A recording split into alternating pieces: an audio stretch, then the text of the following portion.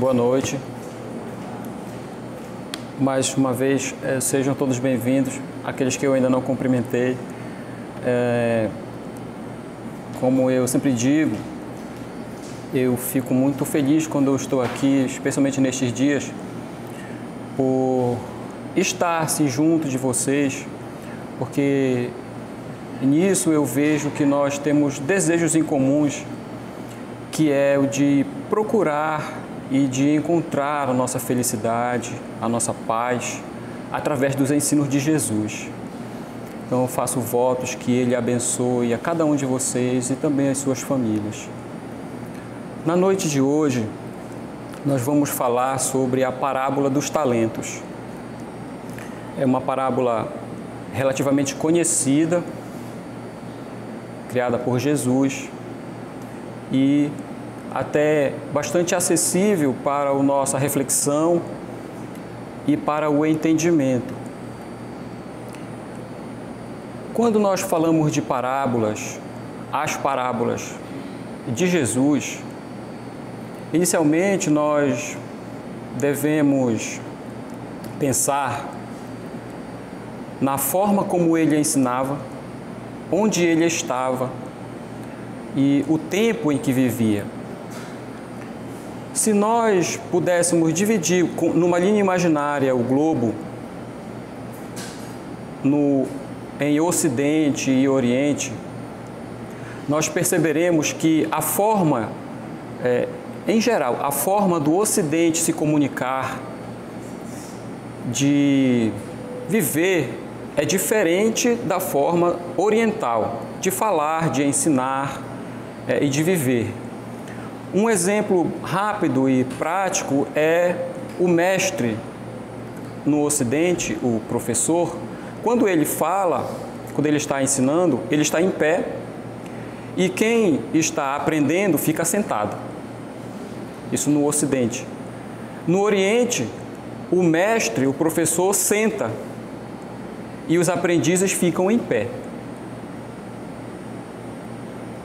Há uma passagem no Evangelho de Lucas, eu acredito, em que um discípulo vai até Jesus e faz uma afirmação para ele: Mestre, seguir-te-ei aonde quer que fores.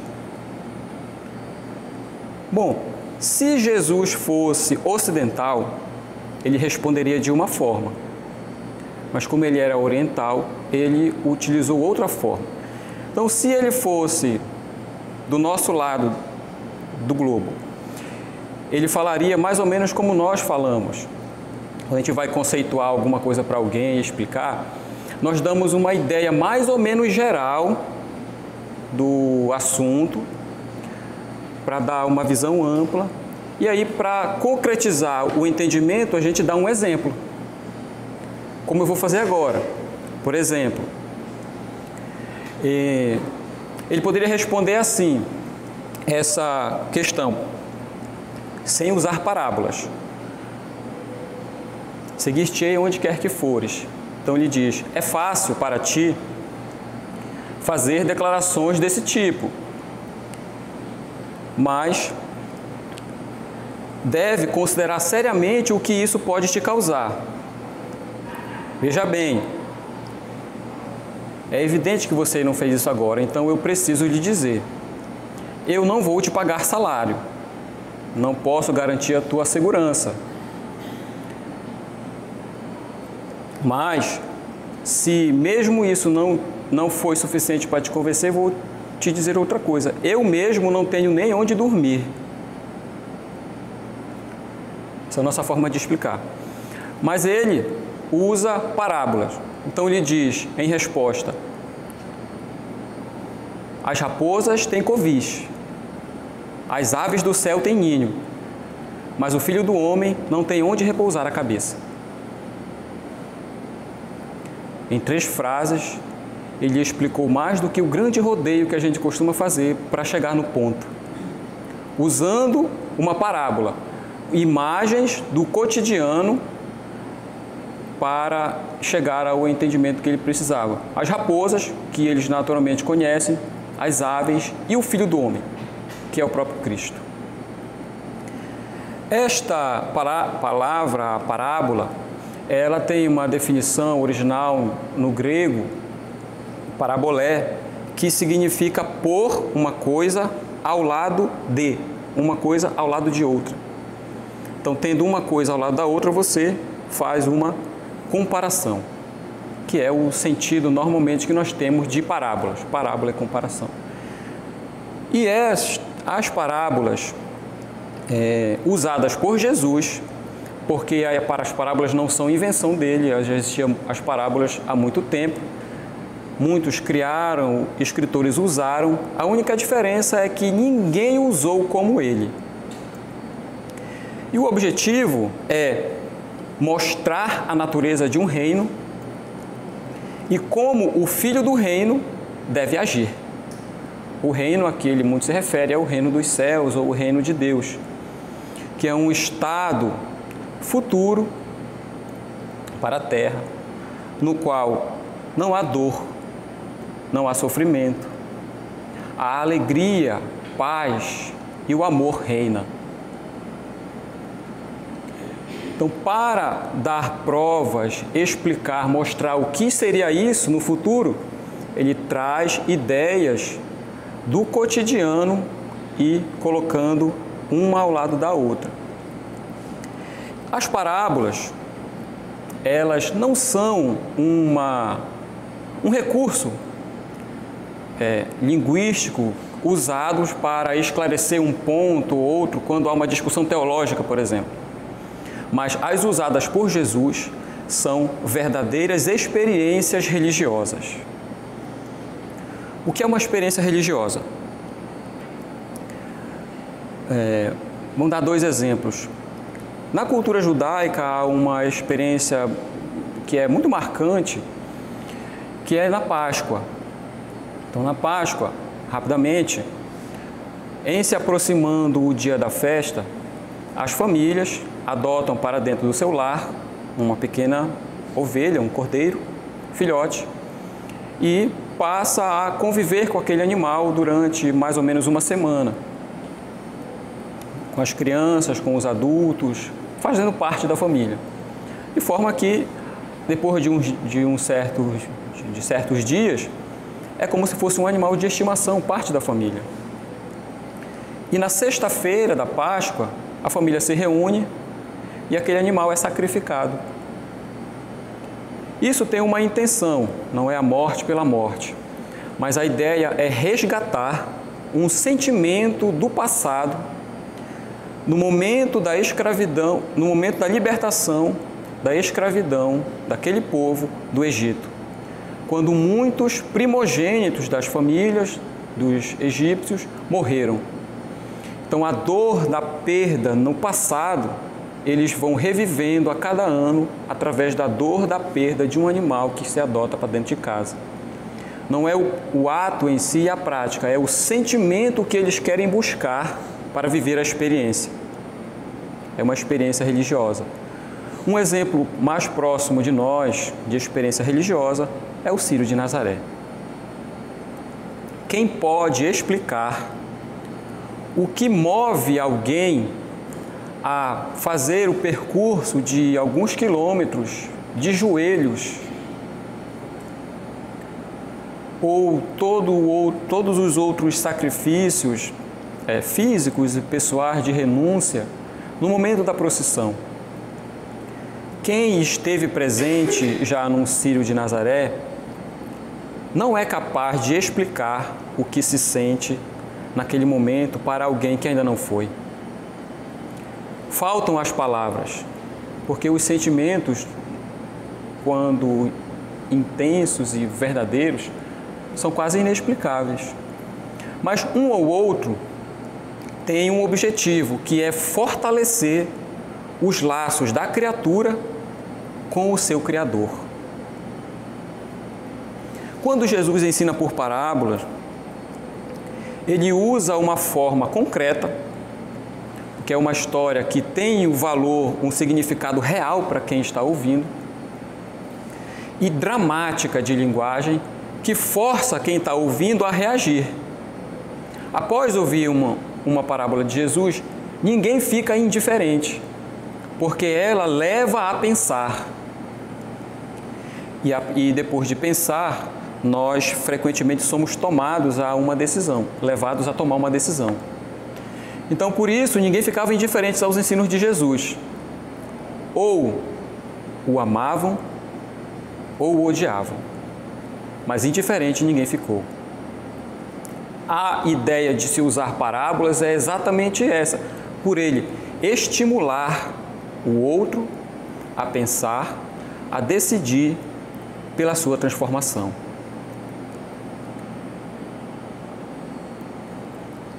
A parábola dos talentos, ela fala, como as outras parábolas em que ele faz a comparação do reino de Deus ou reino dos céus, que são sinônimos, ela inicia, como muitas, dizendo: o reino dos céus é semelhante a, ou então, será como, é como, fazendo a ligação dessa ideia que nós não temos com a nossa realidade.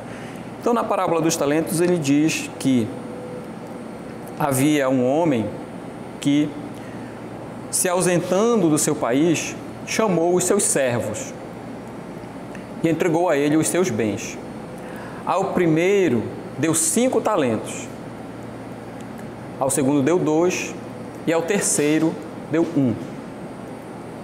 E partiu. Após a sua viagem, o que recebeu 5 talentos trabalhou e com eles conseguiu recolher outros 5. Da mesma forma, o que recebera 2 ganhou outros 2.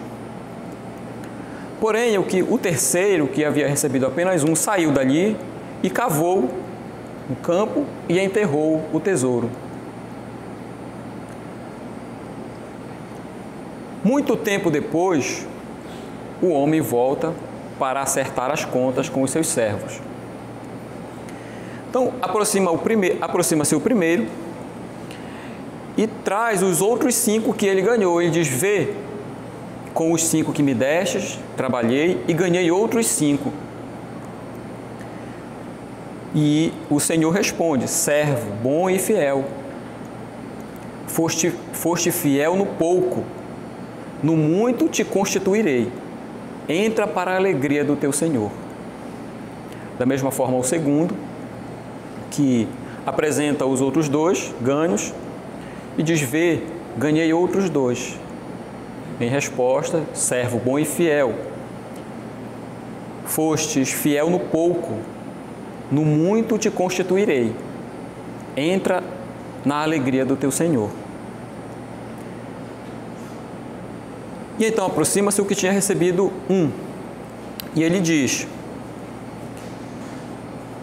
Senhor, soube que és um homem duro e que ceifas aonde não semeou e recolhe onde não espalhou. Temendo, fui e escondi o teu talento na terra. Vê, tens aqui o que é teu. Em resposta, o Senhor disse: servo mau e preguiçoso. Sabias que ceifo onde não semeei e recolho onde não espalhei. Portanto, deveria ter entregado as minhas pratas aos banqueiros. E quando eu viesse, receberia os juros daquilo que te dei. Esta parábola, ainda tem um finalzinho, mas esta parábola, ela é uma das poucas parábolas que talvez a gente possa fazer uma correspondência direta da interpretação entre o talento que ele usa na história com o que nós conhecemos do que é um talento.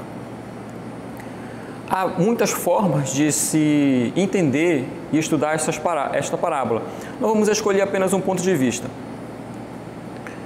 No Livro dos Espíritos, nas questões 258, 259 e próximas a elas, eles falam sobre o programa reencarnatório nosso, sobre as escolhas das provas. sobre o gênero de provações, o gênero de vida, os gêneros de provas que iremos passar na vida, de maneira geral, né? Sem detalhes, apenas os pontos principais. Como isso é programado. No Evangelho segundo o Espiritismo, no capítulo 5, são itens 21 e 22, o capítulo 5 fala sobre o bem-aventurados os aflitos. E nesses itens 21 e 22, eles falam sobre perda de pessoas amadas e mortes prematuras. Então nós entendemos que, ao vir à Terra, encarnar, há um plano traçado para a vida, alguns objetivos a serem conquistados e um tempo para que isso seja feito. Esta é a relação que nós queremos apresentar. Quando ele usa o talento, naquela cultura, o talento ele tem o significado monetário, é um valor, é dinheiro. Então, o talento é relativamente grande, é uma quantia grande em dinheiro. O talento é o múltiplo do denário. O denário é mais fácil de compreender porque ele representa o valor que eles recebem por um dia de trabalho no campo. Então você trabalha e recebe um valor que é definido, é o denário. Hoje para a gente é a diária. Quem faz diária, quem trabalha como diarista, a diária que você recebe seria o equivalente ao denário. Um talento são 6.000 denários. É como se ele dissesse que, ao vir que o Senhor deu para o seu servo uma quantia em dinheiro equivalente a 16 anos de serviço. Quem recebeu um. Quem recebeu 2 talentos recebe uma quantidade referente a 32 anos de trabalho, de uma vez. E quem recebeu 5 talentos recebe o equivalente a 82 anos de trabalho.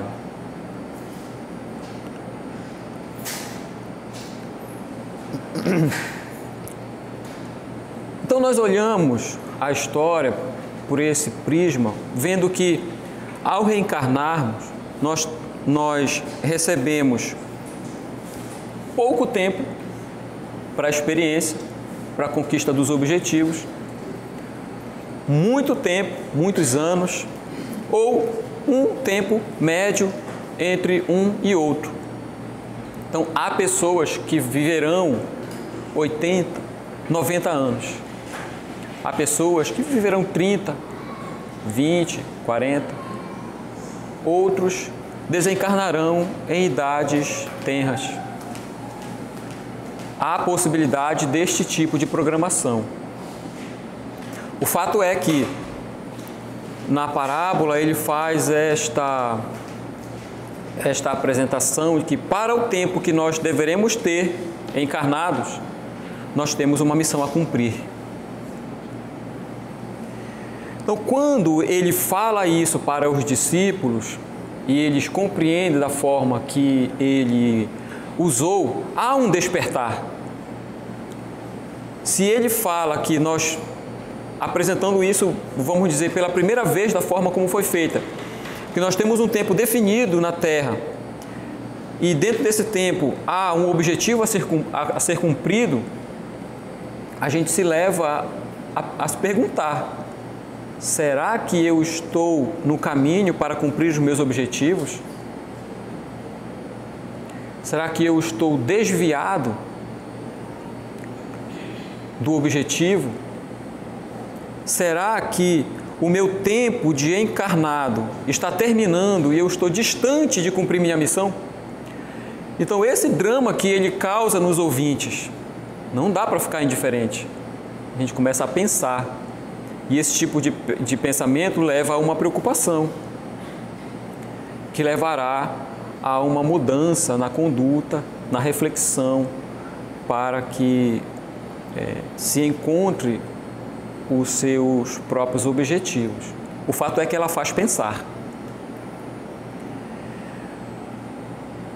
Como eu falei, a palavra talento, ela pode ser tranquilamente transportada na sua forma de ser falada mesmo para o nosso tempo, sem maiores prejuízos de interpretação, porque quando nós olhamos assim a diversidade de pessoas que nós conhecemos, para não ir muito longe, nós percebemos nas diferenças as capacidades de cada um, as habilidades, as aptidões, as tendências.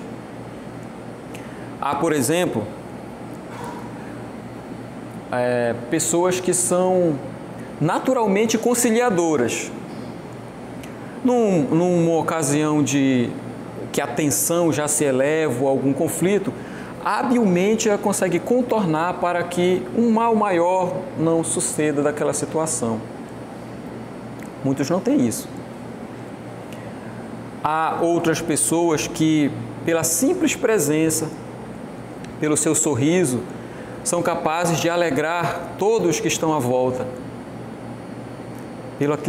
pela alegria genuína que tem, apenas por existir e estar no local.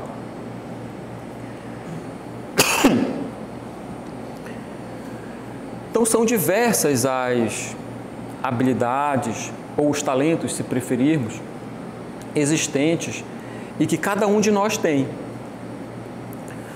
Por exemplo, se aqui na casa espírita, nas casas espíritas, melhor,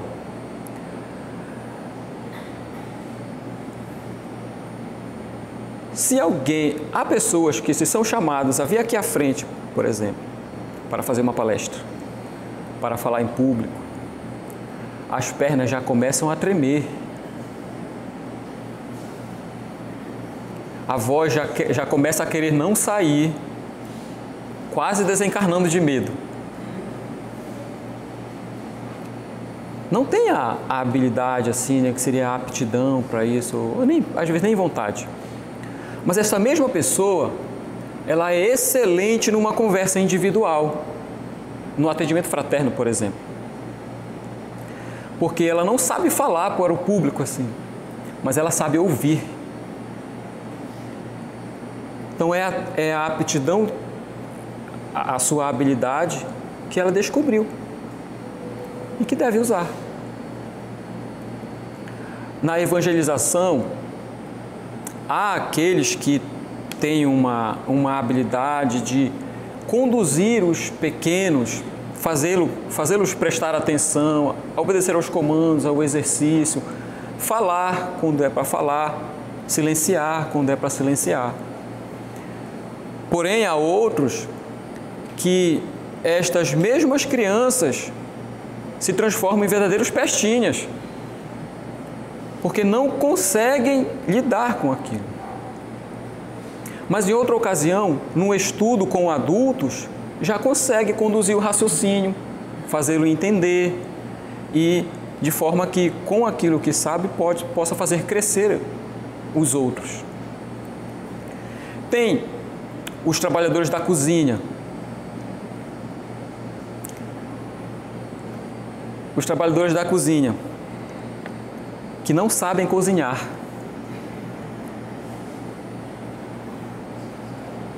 Mas sabem cortar, sabem mexer, sabem lavar e se colocam à disposição para ajudar no serviço. Tem também, é semelhante aos médiuns de efeitos físicos. Na casa espírita tem também o trabalhador espírita de efeitos físicos. É aquele que gosta de carregar as coisas, as cadeiras, a mesa, consertar a porta, subir no telhado, arrumar o data show. Mas nenhuma outra função ele se sente à vontade, mas nisso ele faz com prazer e faz bem. Então, cada um de nós tem essas coisas boas a oferecer para os outros ou num trabalho que seja nobre.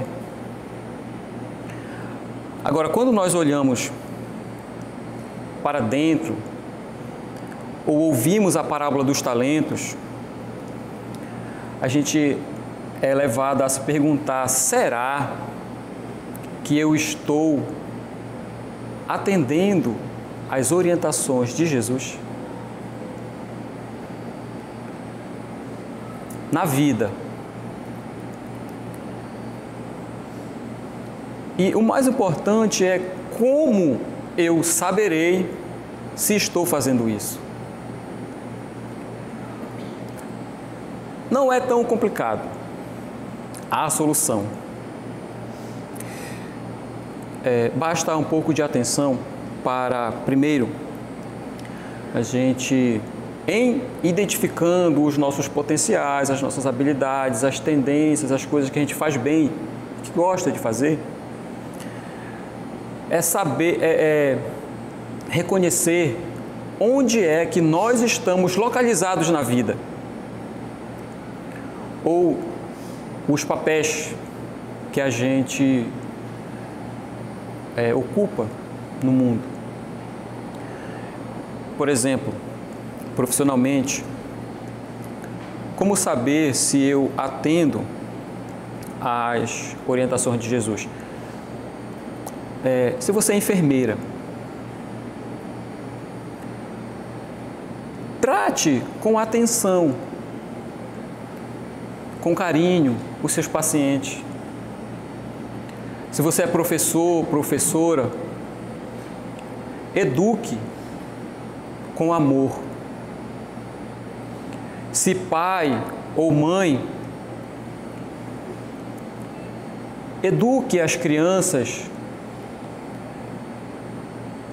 como cidadãs do universo, filhas de Deus, espírito imortal. Há uma história que é contada na época da Reforma Protestante, de um homem que não era religioso, mas ele gostava do Evangelho, ele reconhecia Jesus, mas não era afeito a frequentar templo religioso, aquela frequência, a forma como se entendia a religião naquele momento. Mas ele queria praticar o Evangelho. Ele era sapateiro. Então ele vai até o missionário da Reforma Protestante e pergunta isso para ele: como é que eu posso viver o Evangelho na minha vida se eu não vou à igreja? E Lutero respondeu para ele: faça um bom sapato e venda a um preço justo.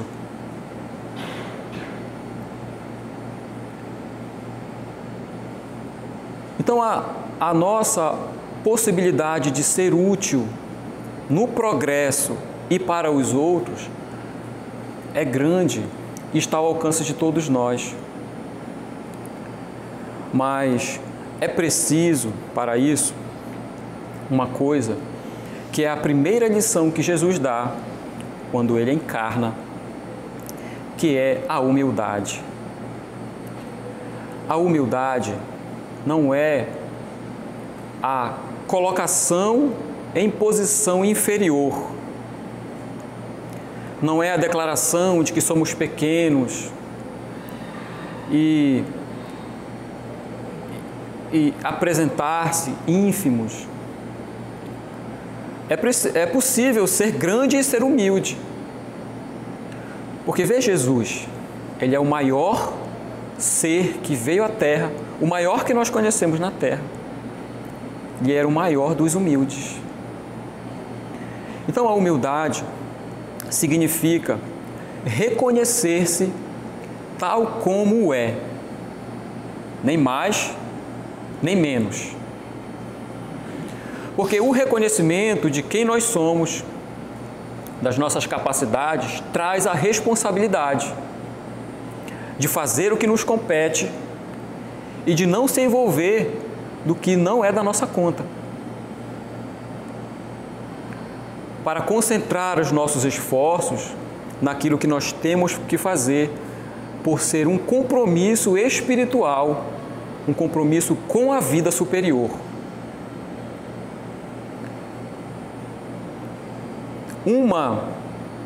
Há uma parábola recontada, uma paráfrase da parábola dos talentos, que está publicada no livro Estante da Vida, que foi escrita por Humberto de Campos e Chico. Então, nas suas atividades no plano espiritual, ele conta, encontraram um rabino que dirigia certa frente de trabalho e ele se dirigiu ao grupo recontando a parábola dos talentos. Então ele disse assim: o Senhor da terra partiu em caráter temporário para fora do mundo e chamou 3 dos seus servos. Considerando a capacidade de cada um, lhe confiou algumas coisas a título de empréstimo. Então, ao primeiro, ele deu dinheiro, poder, conforto, habilidade e prestígio. Ao segundo, ele deu 2 talentos, o talento da inteligência e o talento da autoridade. E ao terceiro, ele deu apenas um talento, que foi o conhecimento espírita. Bom, depois de muito tempo, os 3 servos são chamados, na vida maior, a prestar contas daquilo que receberam com o Senhor da terra. O primeiro, que havia recebido os 5 talentos, se adiantou e falou para ele: Senhor, cometi muitos disparates e não consegui realizar a tua vontade, a que determina o bem entre todos os teus súditos. Mas, com os 5 talentos que tu me deste, comecei a cultivar e alcançar pequenos resultados. Consegui outras coisas, outros 5. Com o dinheiro, consegui criar trabalho. Com o poder, favorecia o progresso. Com o conforto, ganhei amizade. E com a habilidade, cultivei a esperança. E com o prestígio que me destes, consegui cultivar a gratidão. Perdoa-me, divino amigo, se eu não pude fazer mais.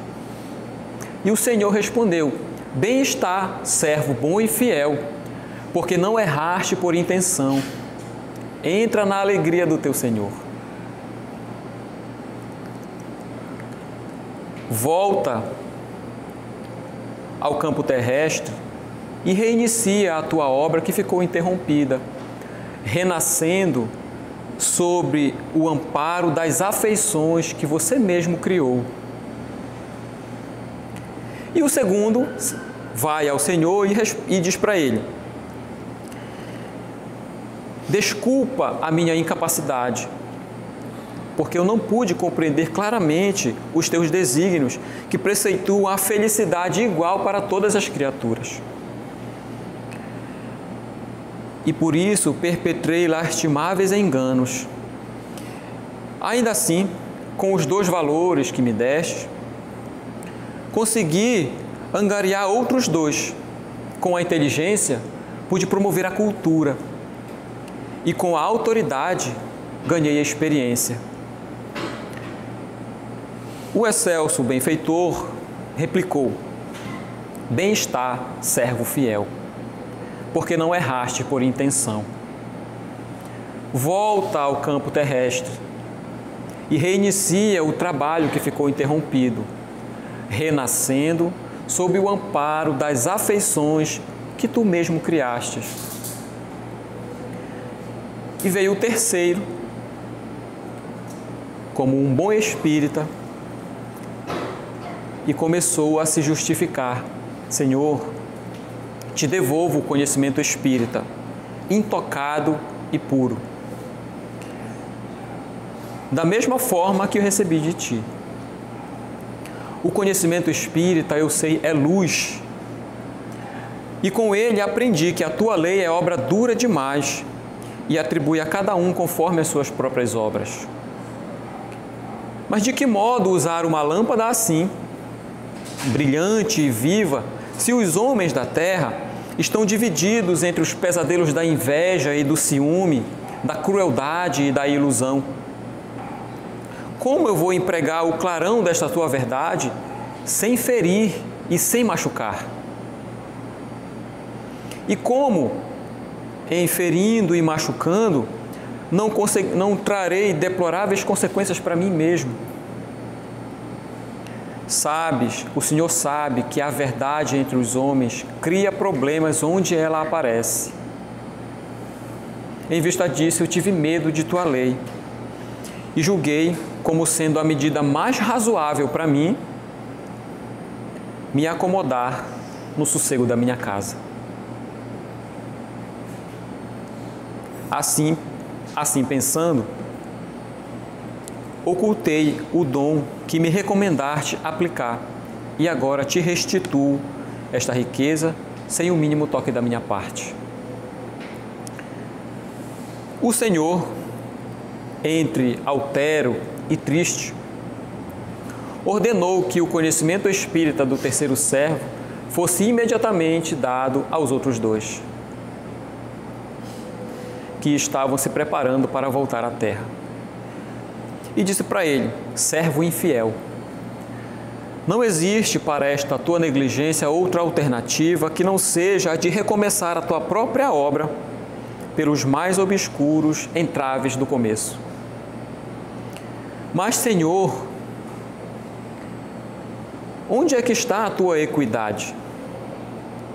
Destes aos meus companheiros o dinheiro, o poder, a cultura, o prestígio, a inteligência, e a mim me deste só o conhecimento espírita. Como agora eu posso receber todo o peso da tua severidade? Desconheces que te atribuí a luz da verdade como sendo o bem maior de todos? Se aos outros dois lhe faltava o discernimento, tu podia ter ministrado isto a eles. Mas fugiste da responsabilidade de corrigi-los amando.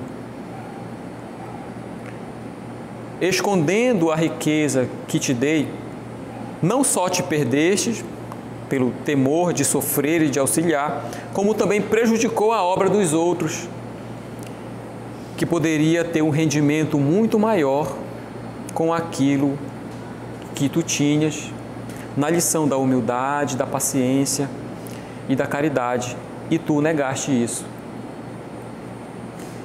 Mas ele, ainda soluçando, choroso, pergunta: mas por que tanto rigor se a tua lei é de misericórdia, se a tua lei é de justiça? E ele responde com o silêncio. Mas os assessores da espiritualidade conduzem então o terceiro servo para a reencarnação. E no caminho eles explicam: é verdade que a lei divina é de disciplina, é de justiça e é de misericórdia, mas há uma diferença. Para quem ignora o dever, a justiça vem pelo alvará da misericórdia. Mas para aqueles que têm plena consciência do que devem fazer, a misericórdia vem pela severidade da justiça. E eles se encaminharam, então, para longe dali. Quando nós falamos dentro de uma casa espírita a espíritas acerca da divulgação da doutrina espírita, é preciso que entendamos que a divulgação, falar da doutrina espírita é muito mais do que estar aqui à frente, repetindo coisas que nós lemos nos livros. Eu lembro sempre de uma história com Francisco de Assis, que foi chamado a fazer uma pregação em uma cidade próxima de Assis. E ele levou um dos seus discípulos para o auxiliar. Chegando lá, nas praças, nos comércios, ele conversou com uns, cumprimentou outros, passeou, andou pela cidade e ao final do dia eles retornaram. No caminho, o seu companheiro, inquieto, perguntou: Pai Francisco, o senhor foi chamado a fazer uma pregação na cidade, mas o senhor não reuniu o pessoal para falar, não subiu numa tribuna, num palanque, não fez nada disso. E ele respondeu assim: as pessoas que estavam lá ouviram o que nós conversamos e viram como nós agimos. Essa foi a pregação. Em uma outra ocasião, Mateus, o evangelista, ele vai até Jesus para perguntar para ele como eles iam fazer o trabalho de divulgação do evangelho que eles haviam sido chamados. Porque ele dizia: os judeus têm a Torá, o livro da lei.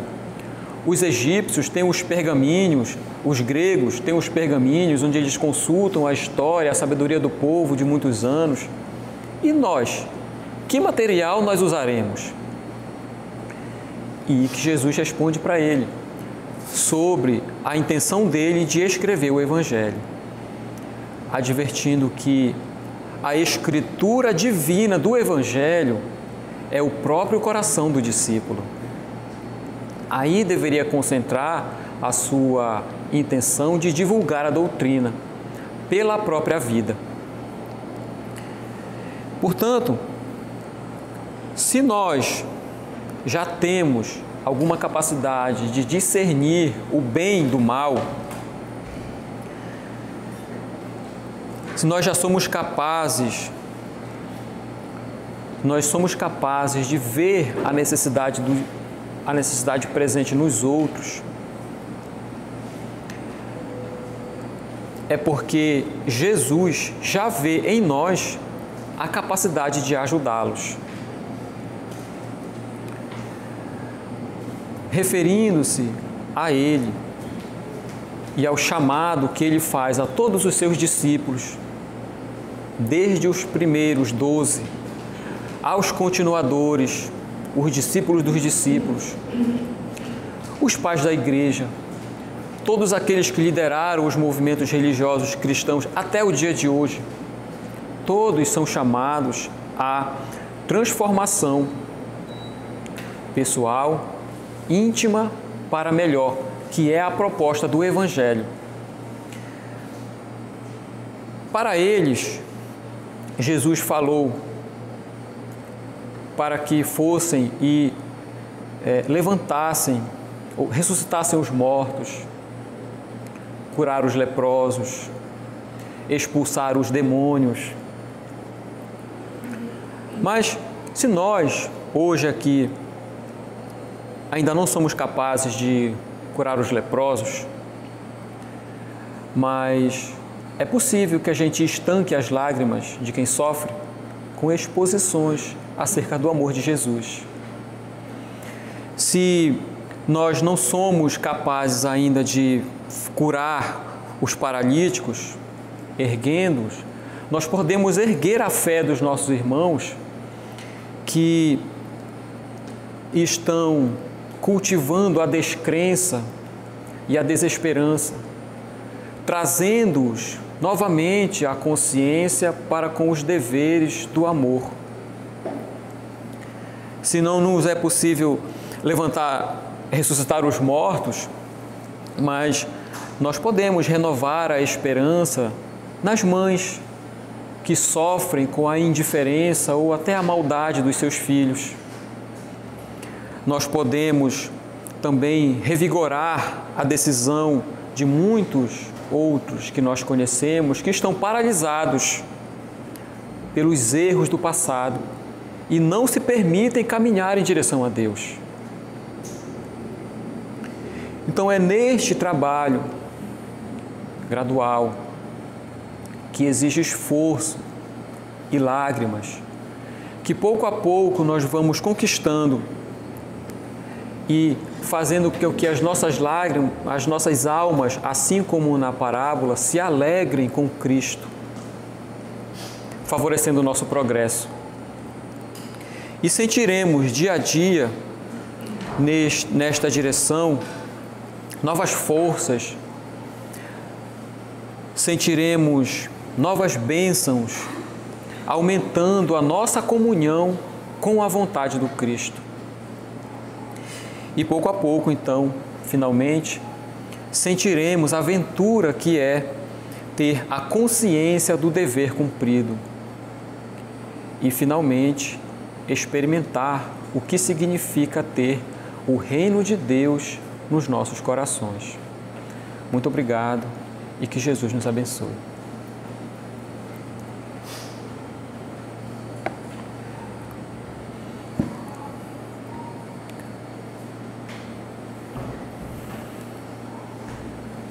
Se alguém quiser fazer alguma pergunta, ou se alguém quiser fazer algum comentário acerca do tema que nós discutimos, se tiver alguma dúvida e queira falar, também fique à vontade nesse momento.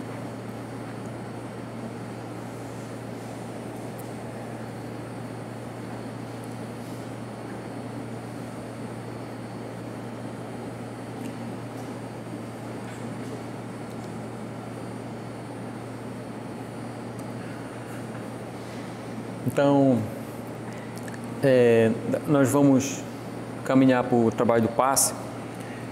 Então, vamos fazer a nossa prece de encerramento deste momento para nos preparar para a segunda parte. Fechando os nossos olhos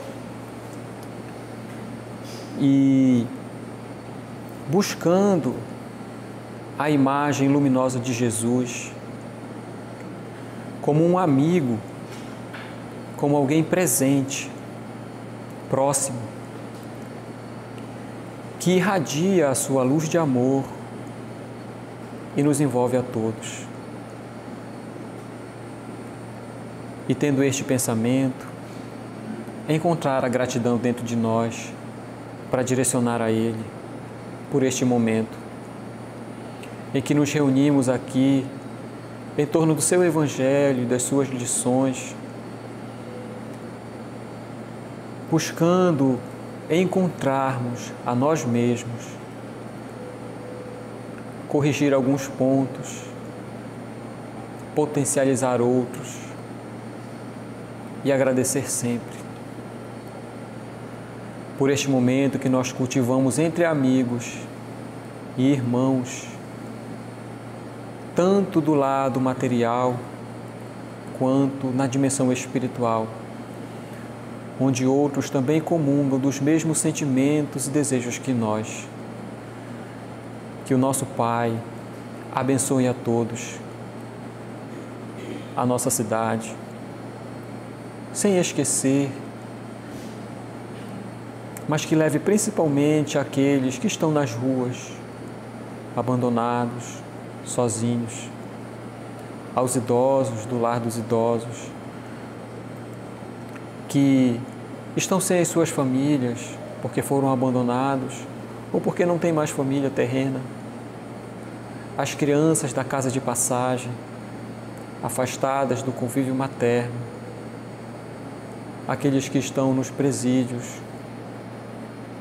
pelos erros que cometeram perante a lei dos homens, nos hospitais.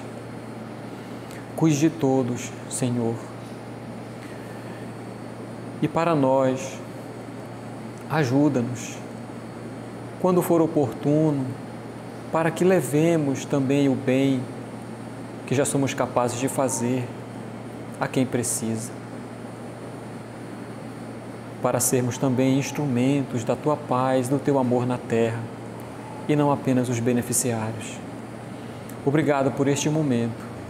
Abençoa-nos sempre para continuar este trabalho, nos estudos, para que mais pessoas possam se beneficiar em todos os planos da vida. Obrigado e que assim seja.